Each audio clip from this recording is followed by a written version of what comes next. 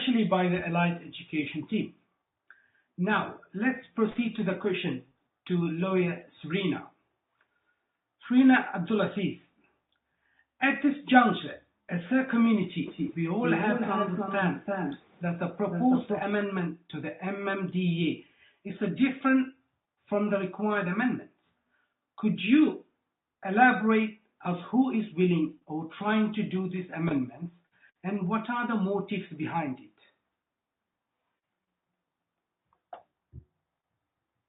Thank you very much, Mr. Shabri, Jazakallah khaira for the question.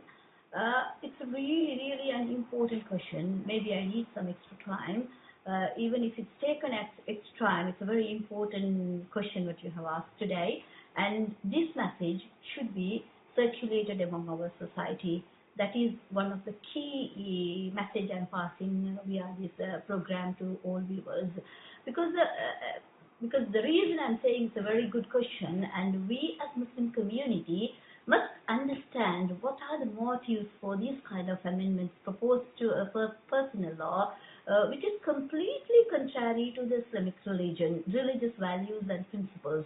And we as society must know who are the people promoting and become as a pressure points to the government regarding the amendments to Mmda, which is disproportionately interfered with the freedom of religion. I can elaborate these with a simple interrelationship diagram that helps our community to find the root causes of the problem by helping them understand the relationship between all of these issues that face behind these reforms. First of all, I can take it as number one in this diagram. I can elaborate about CEDAW Convention. What is the CEDAW Convention? It means on elimination of all forms of discrimination against women. It has been ratified in 1981 by Sri-Lankan government. Upon ratification, Sri Lanka has an obligation to report to CEDAW every 4 years. CEDAW issued a numerous concluding observation to Sri Lankan government. As a state party, the government is obliged to follow up on the concluding observations. In the framework of this commitment, observation on selected areas included the personal law reforms and the gender equality. The CEDAW committee gave a very strong recommendation to Sri Lankan government on reform of the Mmda. It is very equal to the demand all the women organization and currently the reforms tabled against the Muslim community. You can see I have picked up here 8 points from the CEDAW Convention. The state parties accelerate its laws reform process with the full participation of women and ensure with the specific time frame to review and repeal all discrimination law that violates fundamental rights.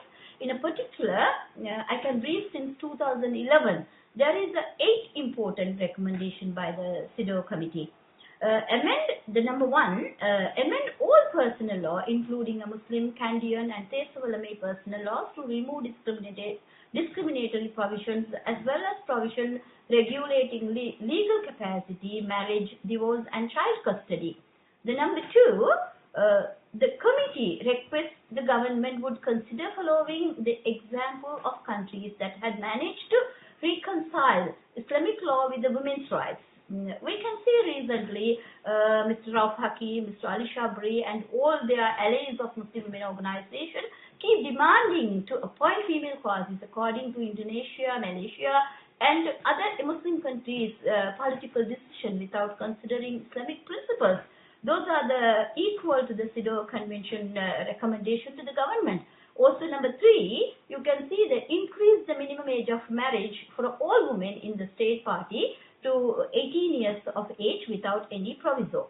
And also, number 4, eliminating any restriction on women's eligibility to be appointed as a qazi, as members of the board of qazi, marriage registrars and adjudicators, and amend Article 663 of the Penal Code to ensure that crimes of statutory rape applies to all girls under the age of 16 without exception.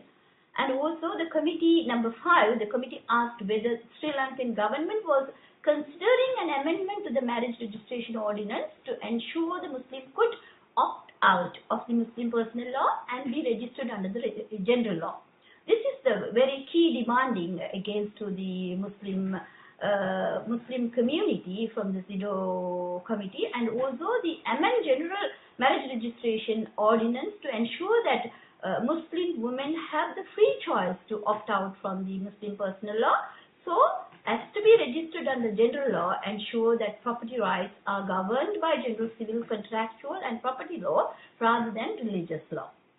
These are the different recommendations by the CEDAW Convention. Now we can clearly understand that the proposed amendment to the MMDA is different from the record amendment by the real practicing Muslim community. Meanwhile, on 31st December 2020, the Minister of Justice appointed 10 members Advisory Committee on Muslim Personal Law Recommendation, clearly leading all these recommendations are fulfilling the Article 2 of the CEDAW of the oblige the Sri Lankan government to condemn discrimination against women in its all forms and commit to pursuing a policy of eliminating discrimination against women. Therefore, the reform recommendations are nothing relevant with what Muslim communities need or their religious and cultural values to be under consideration. Therefore, these kind of recommendations to Muslim personal law by CEDAW committee is not acceptable, as the committee was failed to consider promoting and protecting the rights to freedom of religion or belief is an integral part of the human rights work. Now I can move on from here. I move on to my second point of the interrelations diagram. Point number 1 regarding convention recommendations create a concrete conflict center primarily around question of gender equality and religious liberty. So here the important question, where the Sri Lankan government stand on this conflict.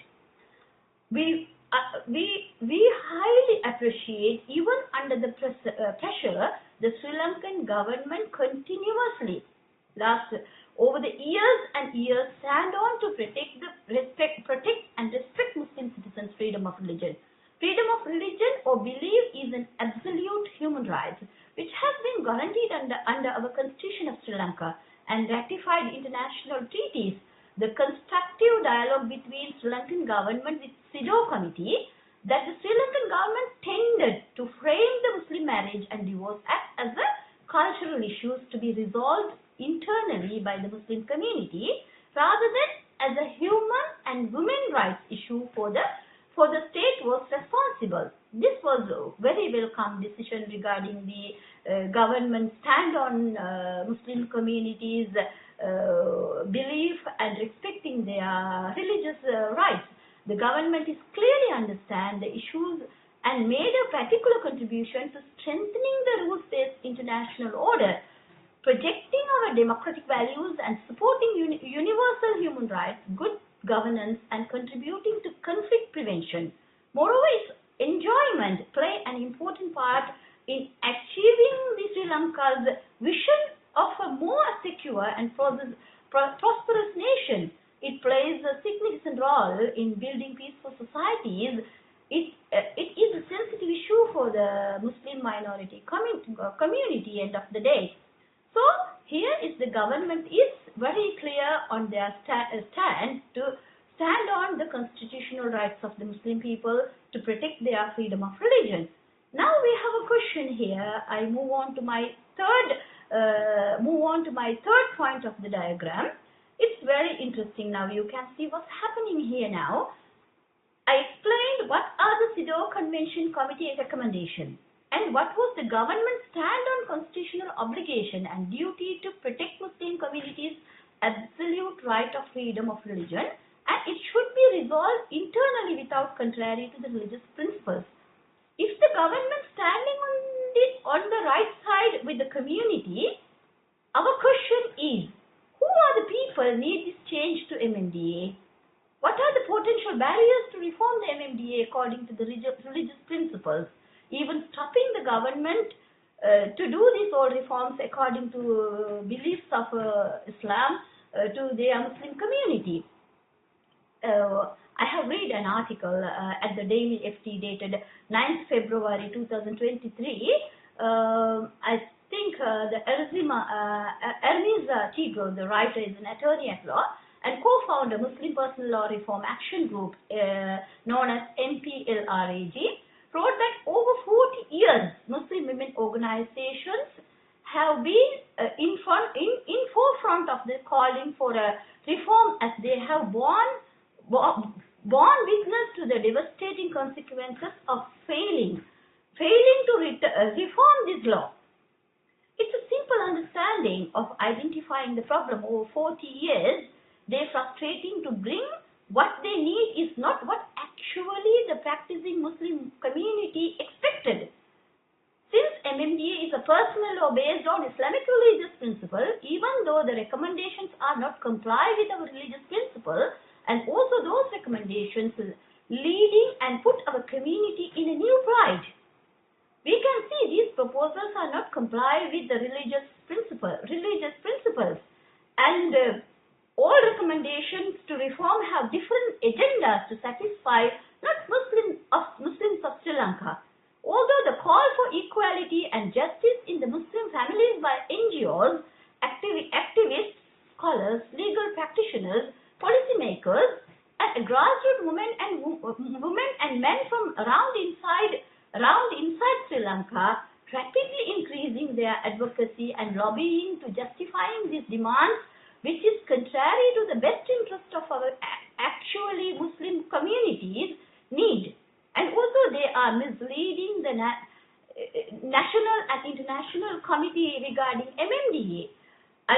For example, in 2017, I was there, I think, 16 members Sri Lankan delegation representing civil society and several women activists addressed the 66th session informal of the United Nations Geneva-based Committee on CEDAW. And activist Hisham Hamim, who represents the Muslim Personal Law Reform Action Group, MPLRAG, reporting to the committee that Sri Lankan Muslims who continue to be rendered second-class citizens under Muslim personal law. Also, she added that there had been a recent backlash from conservative Muslim groups against women activists and advocates pushing for reform of the Muslim marriage laws. If we ask majority of the Muslim women who actively practice Islam whether you treated as a second-class citizen under Muslim personal law, definitely not. 99% practicing Muslim women of Sri Lanka not agree with this statement. So this statement is misleading the CEDAW committee by MPLRAG, and we highly condemn this kind of misleading about our personal law at the international stage. The MMDA established a quasi-court system, including the Board of Quasis and an advisory board under Judicial Service Commission. There are 65 quasi-courts in Sri Lanka with one quasi each serving a population of approximately 2 million Muslim people. But we can't ignore all these kind of misleadings in the international stage. But following decades of Muslim women's groups and the grassroots activists raising awareness around fighting for reforms to the MMDA, which is against the faith of Islamic principles. Therefore, we can see clearly their vision. Those are not freedom of religion to Muslim community. They are fighting for the freedom from religion. There is a difference, freedom of religion and freedom from religion.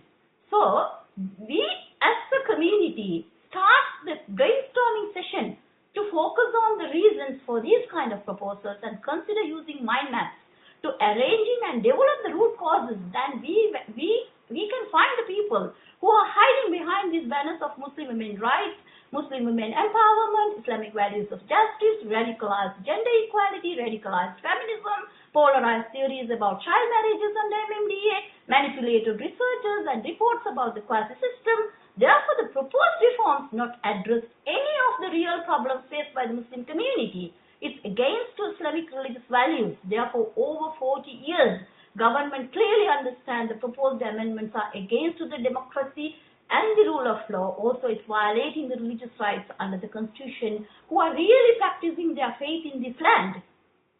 As the government know the reality, they simply could not ignore and undermine the legal practicing Muslim people's demand, like they're saying it is a conservative Muslim community's agenda. It is not a conservative Muslim's agenda. It's a real Muslim practicing people's problem. So we can't manipulate this statement in a different level. You can find there's a strong advocacy and studies against Mmda in eradication of quasi system and proposing the recommendation which is contrary to the Muslim religion. We can list out number of the organization: Muslim Women Research and Action Forum, MWRAF based in Colombo, Islamic Women Association for Research and Empowerment, IWEA, based in Katangudi, Muslim Personal Law Reform Action Group, MPLRAG, Muslim Women's Development Trust, MWDP, based in Puttalam, and Change Humanitarian Organization based in Puttalam. I'm not denying these organizations are doing a great job to the community, but consider regarding the Mmda, they are betraying their own society against their religious principle and became a biggest barriers and pressure point to the relevant reforms according to the Islamic religious principles. They have their own agenda to address and advocate for the proposal in legal and policy change in Mmda reform, pumped up a millions worth of American dollars funds circulating from international organizations.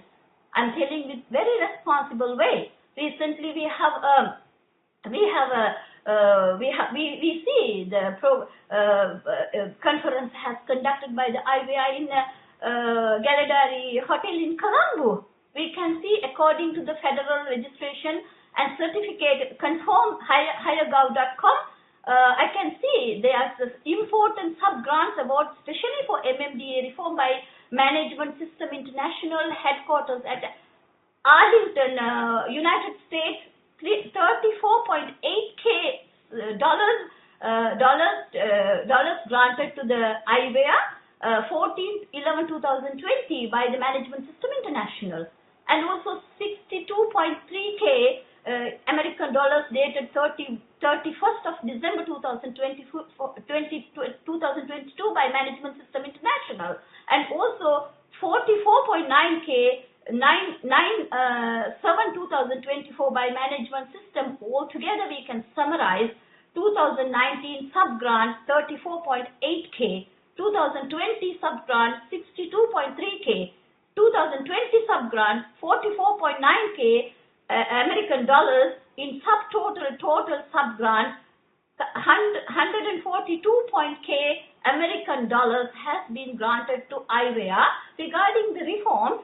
All of them at the moment currently tabled against the Muslim community's best interest.